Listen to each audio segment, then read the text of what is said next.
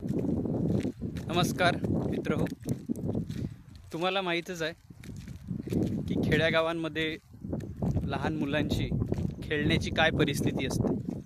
त्यांना खेळायला साधनं फार कमी उपलब्ध असतात आणि त्यामुळं गावामधली मुलं त्या तेवढ्याच खेळांपुरती मर्यादित राहतात. पण खरंच त्यांना असं वाटतं नाही का की आपणही नवीन नवीन खेळ खेळावेत?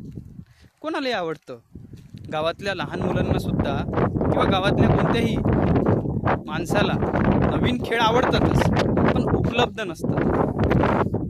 हीच गोष्ट लक्षात घेऊन आता मी ज्या 5 गावांना शिकवतो त्या प्रत्येक गावामध्ये एक एक खेळ नवीन वाढवतो आहे.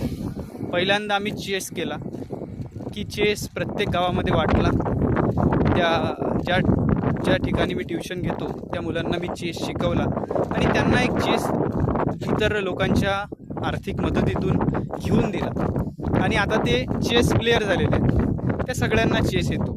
त्यांनी त्यांच्या सोबतच्या मित्रांनाही चेस शिकवला गावामध्ये आणि आता चेस बुद्धिबळ हा खेळ त्यांच्यासाठी आवडीचा झाला आणि खूप जवळचा झाला. आता त्यांनी कॅरमची मागणी केली की सर आम्हाला असंच जर कॅरम उपलब्ध झाला तर. मी त्यांना आता कॅरम एका गावाला फक्त एक कॅरम उपलब्ध झालेला आहे, तोही अमोल सावंत सरांमुळे ते शक्य होऊ शकलं. असंच आता एक बॅडमिंटनसुद्धा खेळ 2 गावांना उपलब्ध झाला. 2 गावांना नवीन बॅडमिंटन मिळाली. ते आमचे रायगडचे सहकारी विश्वनाथ सर यांच्यामुळे शक्य झालं. तर यामधून माझ्या एक गोष्ट लक्षात आली की गावातल्या मुलांना खेळण्याची खूप आवड असते, पण त्यांना पर्याय उपलब्ध करून द्या फक्त, आणि मग बघा त्यांच्या हातातले मोबाईल कधीचे सुटून जातील आणि नवीन नवीन खेळाकडे ती मुलं वळतील. आणि मी आणि माझी आनंद शाळाची टीम प्रयत्न करत आहोत की मुलांना इंटरनॅशनल गेम्स उपलब्ध करून द्यायचे.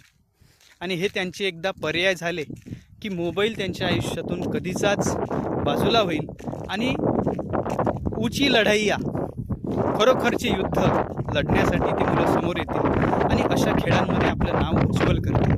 तर तुम्हालाही जर आवड असेल खेळांमध्ये मुलांना बघण्याची आणि गावातील मुलांना जर तुम्हाला ऑलिम्पिक्सपर्यंत नेण्याच्या या प्रवासामध्ये सहभागी व्हायचं असेल तर नक्कीच या माझ्यासोबत जुळा आणि या मुलांच्या उज्ज्वल भविष्यामध्ये आपणही एक खारीचा वाटा उचलण्याचा प्रयत्न करू शकता. स्वागत आहे.